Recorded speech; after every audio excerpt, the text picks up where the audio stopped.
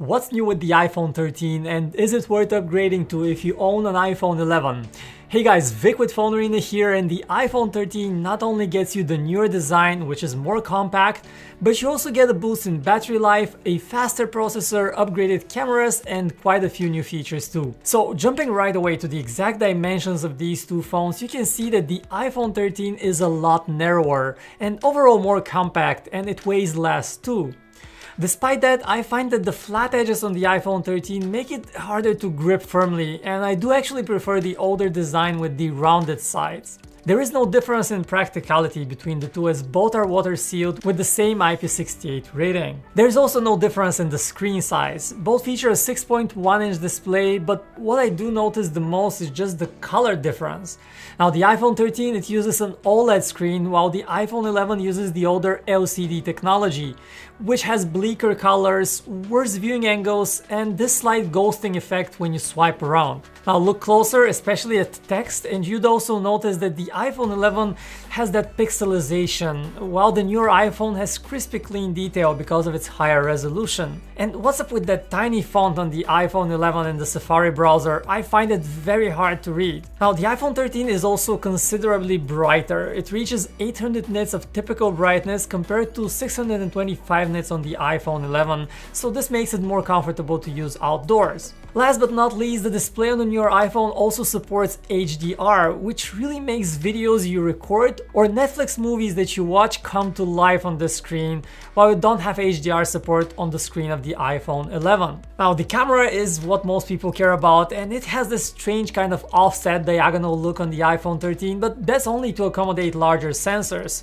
that can capture more light, and the iPhone 13 also has a wider aperture in the main camera. Now both phones actually have dual camera systems with a wide and ultra-wide cameras, but no telephoto zoom lens on either one, which means that zoom quality suffers. Now the iPhone 13 also gets sensor shift stabilization for the main camera, and this simply means that the whole sensor is adjusting to stabilize the footage as you move, compared to just the camera lens compensating for movement on the iPhone 11. In reality though, there is hardly any difference in video stabilization in real life. It is about the same, which is not to say that it's bad, it's actually among the best in the industry. Photo quality is a bit better than before on the iPhone 13, and video also looks a bit cleaner, but the differences are not that huge when you're using the standard recording modes. But then you have HDR video recording on the iPhone 13, which is a default option, and that looks really impressive, and you don't have that on the iPhone 11. You also have the new cinematic video mode, which has its flaws, but a cool tip here: if you step it down to F7, you can still get a nicely blurred background with the far less artifacts. And then you also get the photographic styles on the iPhone 13, which you don't have on the 11, and that allows you to set a custom look for all of your photos very easily, and it is a really cool option if you like tweaking with your photos. Now the newer Apple A15 chip makes a lot of that possible on the iPhone 13, and it also makes for an overall zippier performance. We can see a nearly 30% improvement in CPU performance on Geekbench, and then for gaming the iPhone 13 is just amazing. Just take a look at the frame rates while testing the two phones side by side with the popular 3D Mark Wildlife Extreme benchmark. You get much smoother gaming performance on the newer model, and everything just runs better. Now the one update I personally appreciate the most has to be that the iPhone 13 now comes with 128GB of onboard storage, while the iPhone 11 base model only has 64 gigs, which is just insufficient for many people and is quite the limitation. On the connectivity side, I have not had any issues with either one, be it Wi-Fi or just cellular connectivity. Both of them work great. Now the iPhone 13 does however support 5G, which is the newer technology, the newer networks, while the iPhone 11 does not. It is limited to 4G LTE. But even now, in the end of 2021, the beginning of 2022, we have seen very little real-world benefit from 5G yet, so that probably shouldn't bother you. Okay, battery life. Battery life was great on the iPhone 11, but the iPhone 13, it's even better. First, because it has a slightly larger 3227 mAh battery compared to a 3110 mAh battery on the iPhone 11. And second, well, our tests confirm that it actually lasts longer. Streaming YouTube videos non-stop, we get 8 hours and 15 minutes on the iPhone 13 compared to an hour less on the iPhone 11. And for just browsing the web, we get 13 hours and 43 minutes on the iPhone 13 compared to about 11 hours and a half on the iPhone 11.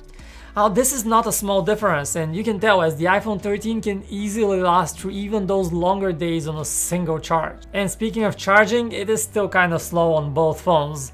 The iPhone 13 charges at 20 watt speeds, while the iPhone 11 can top up at 18 watts, and in real life a full charge takes about 1 hour and 50 minutes on both phones, while a 30-minute top-up will give you about 55% charge. Both also support wireless charging, which is a neat convenience, but the iPhone 11 does not have magnets on the back, does not have MagSafe charging, so you cannot do this, and you also get slower charging speeds. The iPhone 11 can wirelessly charge at 7.5 watts, while the iPhone 13 supports up to 15 watts. One of the coolest tricks the iPhone 13 has to offer is MagSafe, and it seems like that's one feature that will stick with iPhones for years to come, so it totally makes sense for you to get a cool MagSafe accessory, and this is where the Anker MagGo lineup comes in, and it is just the perfect choice for Christmas. The MagGo lineup offers a ton of variety, and this also happens to be the first adaptive magnetic charging experience designed to fulfill different tech lifestyles.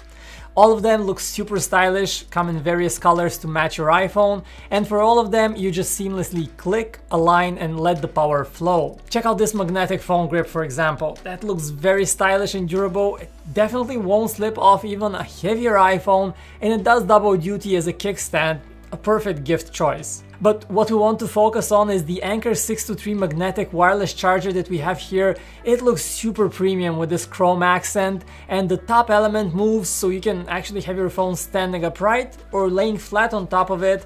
Plus you can also charge your AirPods if you have it set as a stand. So the whole thing is reassuringly hefty, and even the heavier iPhone Pro Max model won't tip it off, and it comes with this rubbery material on the bottom so that it grips snugly to a table. So this thing looks and feels like it's made to last, and it is easily one of the coolest iPhone wireless chargers. So check out the description to this video for a link and get your loved one a surprising Christmas gift right now. At the end of the day, the iPhone 13 beats the iPhone 11, but is the difference worth it? The iPhone 13 costs about $800, while you can get an iPhone 11 for just $500. That's $300 worth of a difference. It's a lot of money. And if you really care about display quality, HDR, and the slightly longer battery life, the answer is yes, the iPhone 13 is surely worth it. But I was still quite impressed with the iPhone 11 right now and how it delivers very similar camera quality, very solid performance, and it's a safe bet if you want a budget iPhone and you want to save some money. So this wraps it up. Do you think the differences are worth $300? And would you still use an iPhone 11 in 2022 and beyond? Let me know your experience if you've used any of these phones in the comments, and also subscribe if you enjoyed watching this. My name is Vic, this is Phone Arena, and I'll catch you guys in the next one.